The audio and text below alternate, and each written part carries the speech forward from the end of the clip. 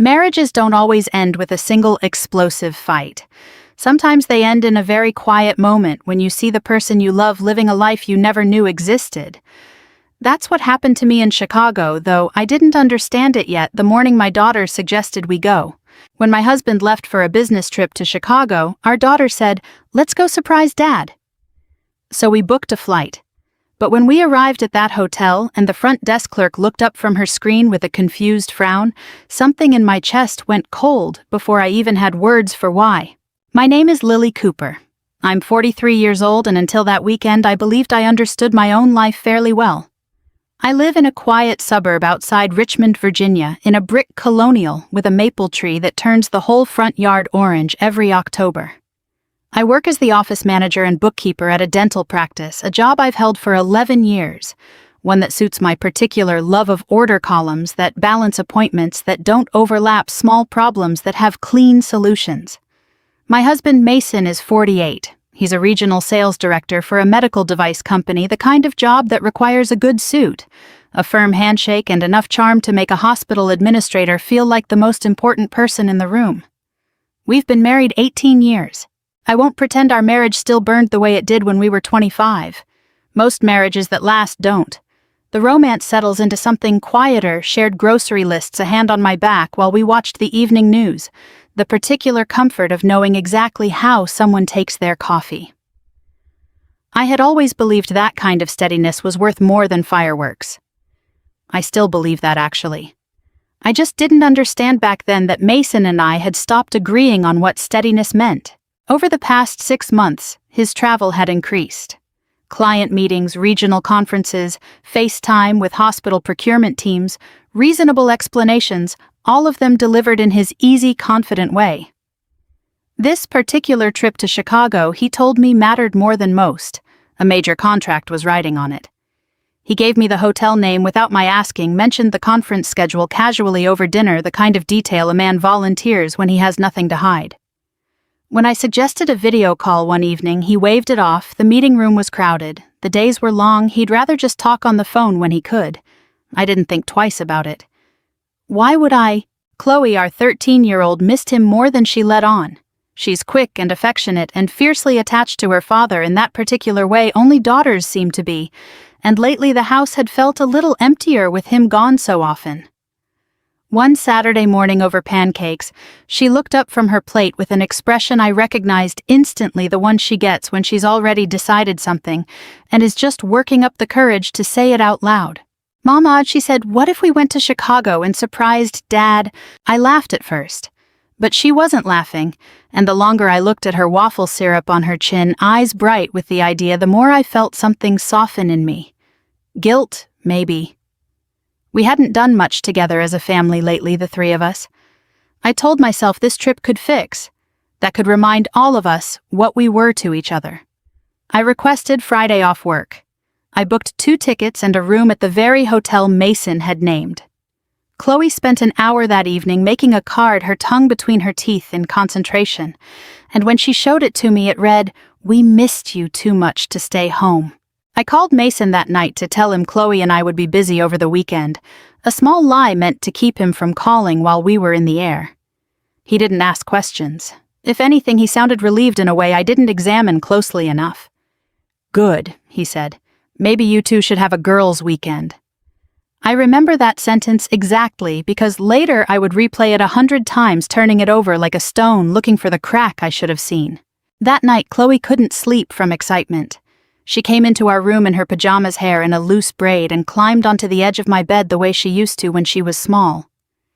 "Do you think Dad will cry when he sees us?" she asked. "Maybe," I said, smoothing a piece of hair from her forehead. "But in a good way." She smiled and went back to bed, and I lay awake a long while after imagining the look on Mason's face when he opened that hotel door. Surprise, then joy, then that particular warmth he always had for our daughter. I spent the whole night picturing his happiness.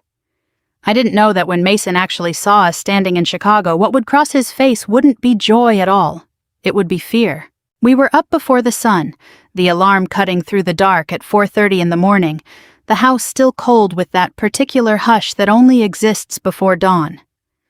Chloe was already awake when I knocked on her door, pulling on the gray hoodie Mason had given her for Christmas, the one with the little embroidered fox on the sleeve. She'd chosen it on purpose, I think some instinct telling her it would mean something to him to see her wearing it. The drive to the airport was quiet rain tapping lightly against the windshield, the highway nearly empty except for the occasional pair of headlights drifting past in the opposite direction. Chloe sat curled against the window with the card in her lap, checking every few minutes to make sure the corners hadn't bent in her backpack. "Do you think it'll get crushed?" she asked, and I told her I'd wrap it in a plastic sleeve at the gate if she wanted, which seemed to satisfy her. Security took longer than expected.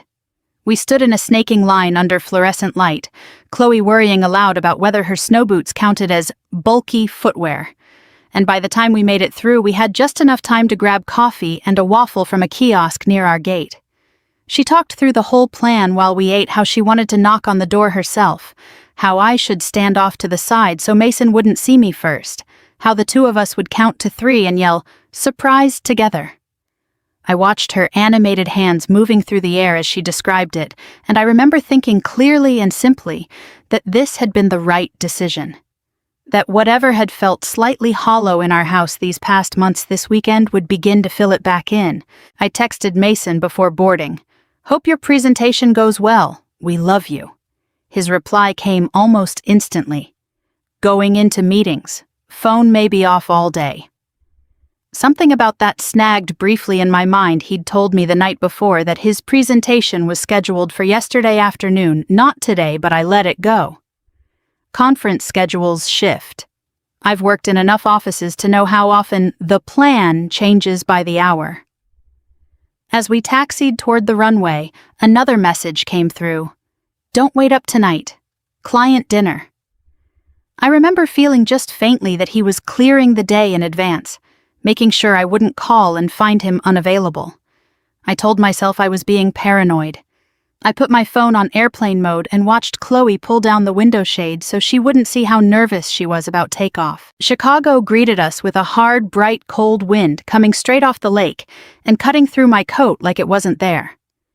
Chloe pressed her face to the train window as the skyline rose up out of the flat gray horizon, all glass and steel, and for a moment I let myself feel it too, the excitement of arriving somewhere new, somewhere our family didn't usually go.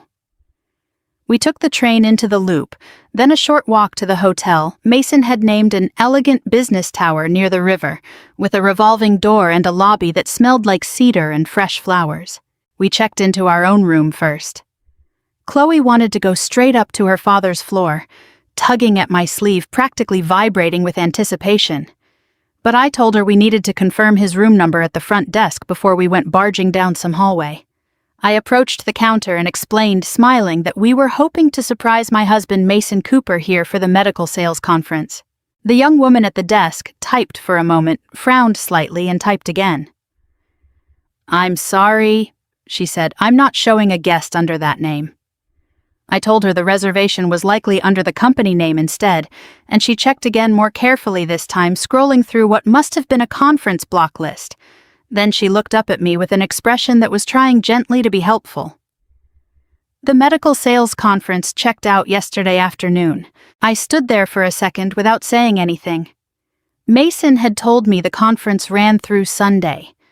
I remember the strange sensation of the words simply not fitting into what I already knew, like trying to force a puzzle piece into the wrong slot. I told myself there had to be an explanation, an extension, a separate event, something. Chloe was a few feet away in the seating area, still hugging her card to her chest, oblivious, watching the door for her father, the way you'd watch for a parade. I called Mason. It went straight to voicemail. I stood at that counter, turning the phone over in my hand, trying to construct some version of events that made sense when Chloe suddenly stood up and pointed through the tall windows facing the street. "Mom, isn't that Dad?" I turned. Across the street, through the gray afternoon light, a man in a familiar brown coat was walking toward the glass doors of a service apartment building, the kind of place executives rent by the month, all clean lines and discreet awnings. I would have known that walk anywhere. 18 years of watching a man cross a room teaches you the shape of him even from a distance, even through glass, even in a city that wasn't ours. But he wasn't walking in alone. A woman had her arm looped through his, laughing at something he'd said, her head tilted toward his shoulder in a way that made my stomach drop before my mind had even caught up to what I was seeing. I moved fast, stepping between Chloe and the window before she could look any longer, murmuring something about how the light was playing tricks, how it probably wasn't him. But I knew from the coat, the brown wool one I'd bought him 2 winters ago at the outlet mall in Short Pump, complaining the whole drive home about the price. I knew from the way he carried his shoulders slightly forward like he was always walking into a meeting he needed to win. I knew from the leather bag swinging at his side, the one I'd given him for his 45th birthday with his initials stitched into the strap. Chloe wanted to run across the street right then, tugging at my hand, asking why we weren't going to say hello. I told her we should get settled. First, drop our bags, let Dad finish whatever he was doing. I needed a few minutes, just a few, to understand what I'd seen before I let it anywhere near my daughter. Back in our room, I called Mason again. This time he answered with a text instead of a call, still in meetings. Can't talk. I stared at those words, knowing they'd arrived only minutes after I'd watched him disappear through a set of glass doors with a woman on his arm. There was no more room left for doubt, no gentler interpretation I could bend the facts into. I asked Chloe to stay in the room and watch something on TV while I went down to sort out a mix-up with Dad's reservation. She agreed, a little disappointed, already reaching for the remote, and I stepped out into the hallway feeling like I was walking through water. I crossed the street and sat in the corner of the apartment building's small cafe ordering a coffee. I had no intention of drinking, watching the elevator bank and the front doors. 20 minutes passed. Then the doors opened and Mason walked out with the same woman, both of them dressed for dinner, now her in a fitted black dress, him in the navy jacket I'd steamed for him myself before he left. This wasn't 2 colleagues finishing a meeting. This was something else entirely, something with rhythm and habit built into it, the kind of ease that only comes from repetition. He rested his hand at the small of her back as they walked toward the door. She turned and kissed his cheek, light and familiar, and said something I wasn't meant to hear but did anyway, her voice carrying just enough in the quiet lobby. Once the divorce is final, we won't have to keep doing this. I stood up. My legs moved before my mind had fully processed the sentence. I said his name just that flat and clear. Mason. He turned, and I watched his face do something I will never forget. The easy, practiced calm sliding off in an instant, replaced by something closer to raw panic. The woman looked between us, confused, her smile fading into uncertainty. "What are you doing in Chicago?" Mason asked, as if I were the one who owed an explanation. "Our daughter wanted to surprise her father," I said. His face went the color of the sidewalk. The woman looked at me properly now, taking in my coat, my face searching for context. "Your daughter?" she asked. "I'm Lily Cooper," I said. "Mason's wife." I watched the words land on her like something physical. Her arm slid slowly away from his. She introduced herself Claire, she said, though I barely registered it at the time, and I could see plainly that she was as blindsided as I was, just from a different direction. Over the next few minutes, in halting, disbelieving fragments, the shape of what Mason had built came into focus. Claire believed he and I had been separated for nearly a year. She believed we lived in different houses. She believed the divorce papers were filed and simply awaiting a judge's signature. Mason had even shown her a photograph of the documents. She said the pages spread across a kitchen table she'd assumed was his own. I had never seen those papers. I had certainly never signed anything.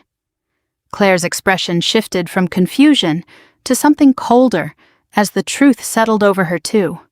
She hadn't just been lied to about a marriage's status. She'd been made complicit in a fiction unknowingly for months. Mason tried to speak something about a complicated misunderstanding, but I didn't raise my voice. I didn't need to. "How long have you been telling people our marriage was over?" I asked him. He didn't answer. He didn't have an answer, or if he did, he wasn't brave enough to say it out loud in that lobby in front of two women who had each in their own way trusted him with a version of the truth he'd invented for his own convenience. My phone buzzed in my coat pocket. A message from Chloe, 13 years old and still holding a homemade card, waiting patiently, 4 floors above a life she had no idea existed. "Mom, when can we surprise Dad?" I looked at Mason standing there, guilt written plainly across a face I'd known for 2 decades, and understood with sudden and terrible clarity that the hardest part of this day wasn't what I'd just witnessed. It was walking back across that street and figuring out what to say to the little girl who still believed her father was going to cry happy tears when he saw her. Before I went back to Chloe, I turned to Mason once more. I told him quietly and without drama that she hadn't seen anything, not the woman, not the apartment building, none of it, and that he was not to come to our room until I decided how or whether to tell her something had gone wrong. He tried to follow me anyway, already talking, already reaching for some explanation he thought might soften what I'd seen. I stopped him at the hotel's revolving door. "You had months to explain," I said. "You chose to lie instead." He didn't follow me further. Upstairs, Chloe was sitting cross-legged on the bed, the card resting in her lap, half watching a cartoon with the sound low. She looked up when I came in, and I watched her face change the moment she really looked at mine the way children do, reading you before you've said a single word. She asked why we weren't going to see Dad's hotel room. I told her his plans had shifted because of work, that he was staying somewhere else nearby. It wasn't a full lie. It also wasn't the truth, and I hated in that moment being the kind of mother who had to choose which one to give her. "Did Dad do something bad?" she asked, and there was no getting around the directness of that question, the way children cut straight to what adults spend hours dancing around. "Your father made choices that hurt our family," I said. "I'm still trying to understand them myself." About an hour later, there was a knock. Chloe ran for the door before I could stop her, but she slowed when she saw both our faces, mine, carefully composed. Mason's raw and uncertain in a way I'd rarely seen. She still handed him the card. He unfolded it slowly, read the words she'd written in careful looping handwriting. "We missed you too much to stay home," and I watched something in him break open. He wasn't performing. For the first time all day, I believed what I saw on his face was real, the beginning of understanding what his choices had actually cost. Chloe asked why he'd told us he was in meetings when he wasn't at the conference at all. Mason fumbled for an answer that never quite arrived. She looked at him with the plain, unblinking honesty only a 13-year-old can manage. "You told me lying was what people did when they were afraid of the truth," she said. He had nothing to say to that. Neither did I. Later that evening, after Mason left, and Chloe had finally fallen asleep with the television still murmuring, my phone lit up with a message from an unfamiliar number. It was Claire. She'd found my information somewhere, social media maybe, or an old business card Mason had left in a drawer, and she said to tell me everything. I almost didn't respond, but something told me I needed to know exactly what I was dealing with, so I let her talk.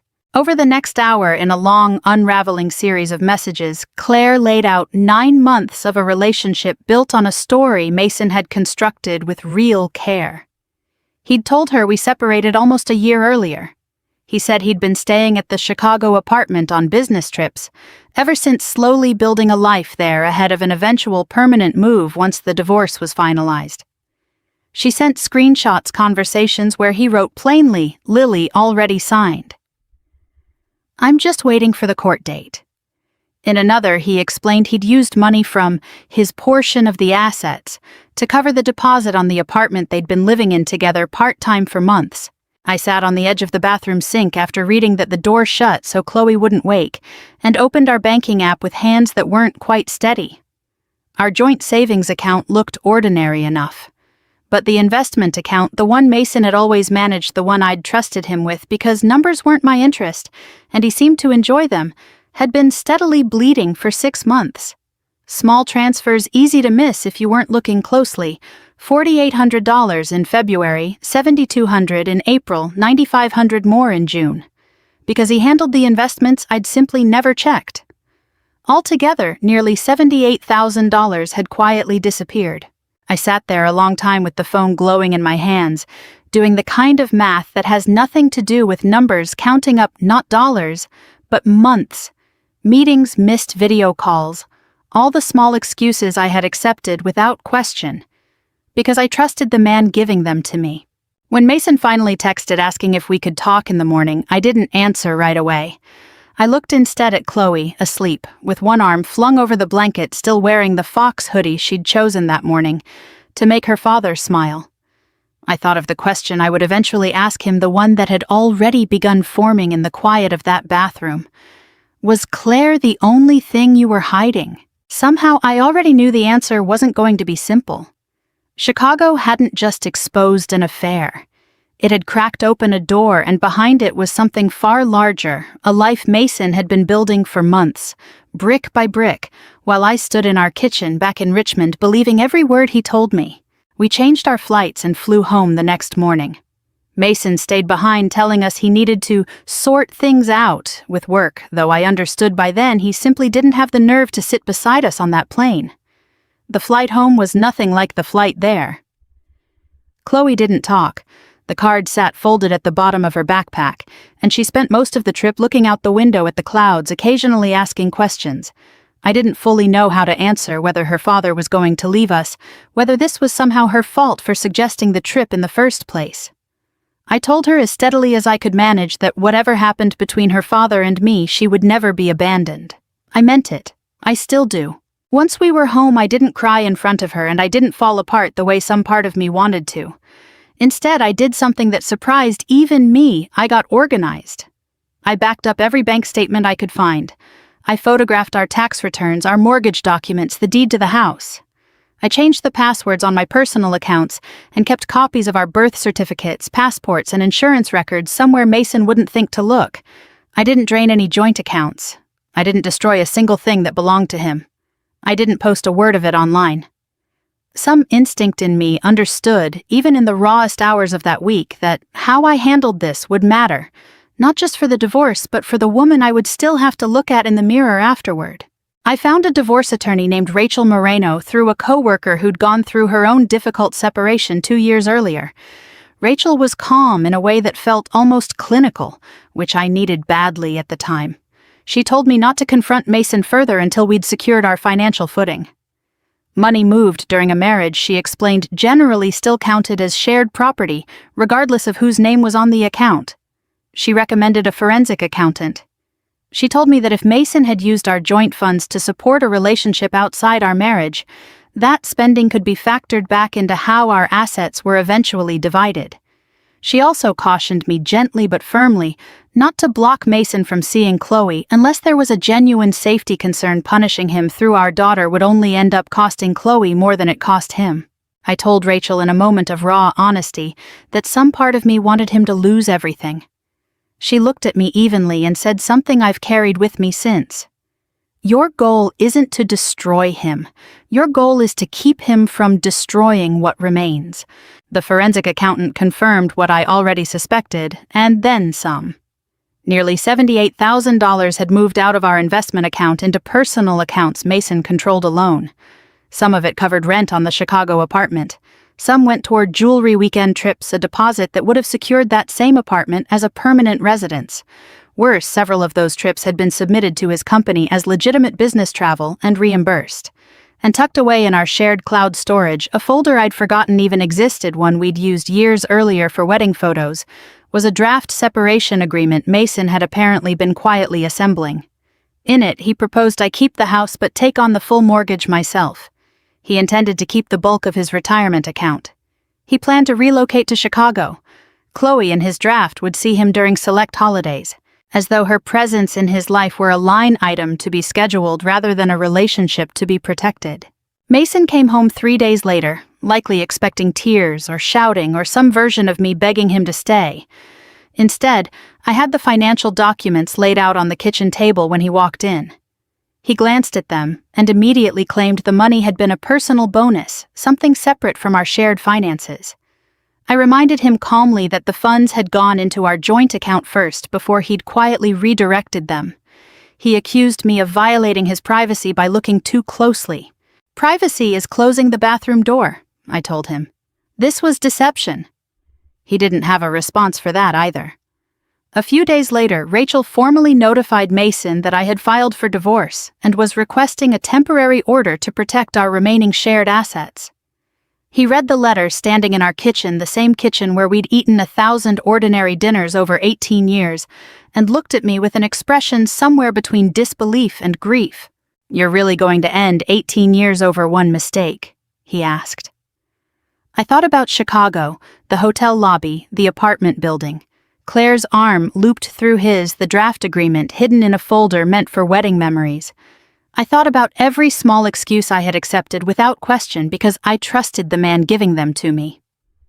"Chicago wasn't one mistake," I said. "It was where I finally saw all the choices you had already made." I watched something in his face give way, not quite acceptance, not yet, but the first crack in the story he'd been telling himself. Outside the porch, light flickered on with the dusk timer, the same one Mason had installed years ago, back when installing things for our house still felt like an act of love rather than a habit left over from one. Mason moved into a rented apartment across town, one of those beige complexes with a pool no one used in winter. For the first few weeks, Chloe refused to see him. I never pushed her toward forgiveness, but I did encourage her to talk to someone, a family therapist. Rachel recommended a woman named Dr. Patel, who specialized in adolescents navigating divorce. Mason texted Chloe every day. She read the messages.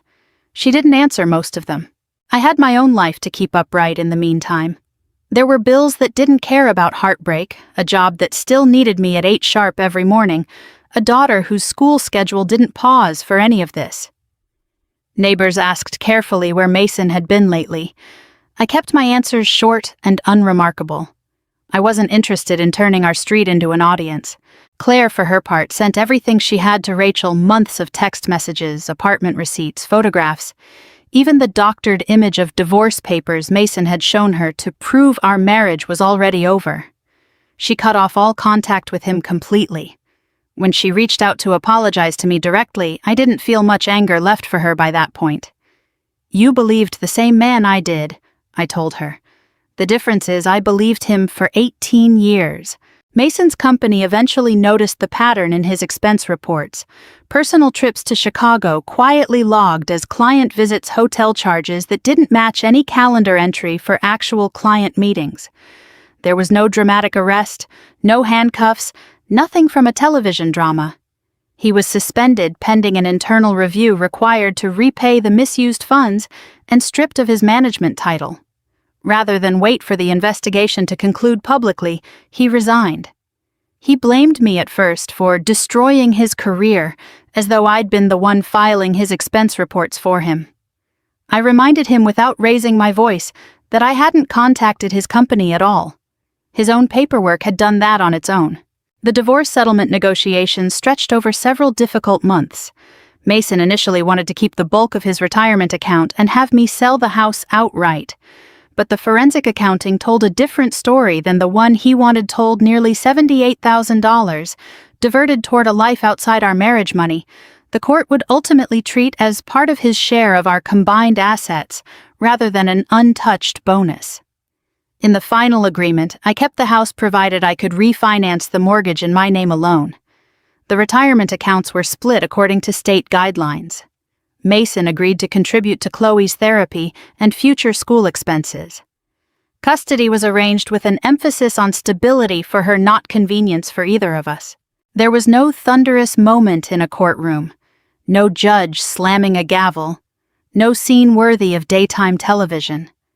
The real weight of everything settled instead in a quiet conversation Mason and I had after the mediation session ended, standing near the elevators of an unremarkable office building, both of us worn thin from months of paperwork and lawyers and careful guarded phone calls. "I never meant to lose my family," he said. "You didn't lose us in Chicago," I told him. "You spent 9 months building a life that didn't include us." He asked quietly if I thought I'd ever forgive him. I considered the question honestly before answering, because I owed him at least that much honesty even now.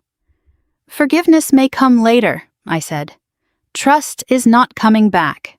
He nodded slowly, like he'd expected that answer and hated hearing it confirmed anyway. There was nothing left to say after that. We rode the elevator down together in silence, two people who had once built an entire life out of small, ordinary days, now dividing that life into folders and signatures. Outside, Chloe was waiting in the car exactly where I'd asked her to sit while the meeting finished.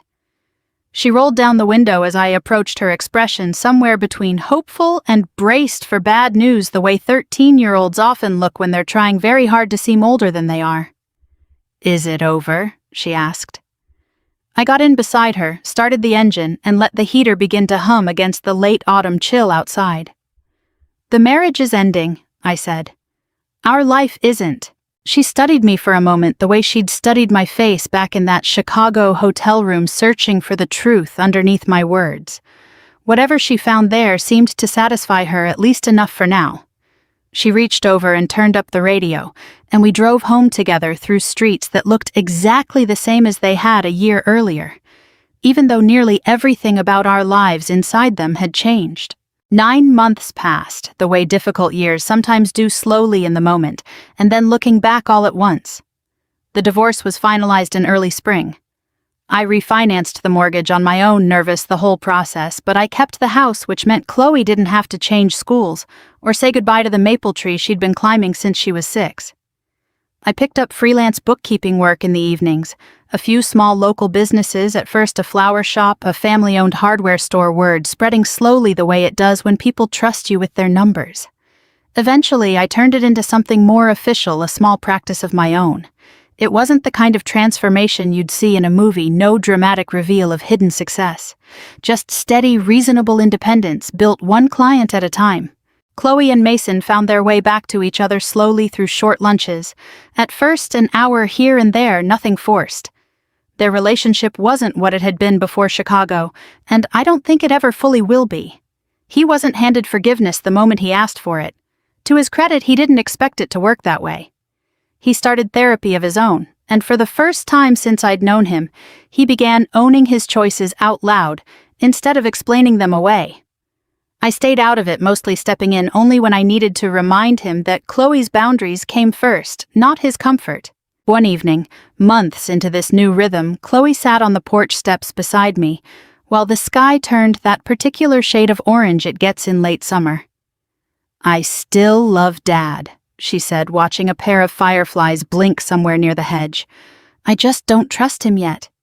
"You're allowed to feel both," I told her, and I meant it more than I think she realized. A few weeks after that conversation, I was cleaning out a hallway closet and found the card, the one she'd made for that Chicago trip, still folded the way it had been in her backpack, the crease from the flight permanently pressed into the paper.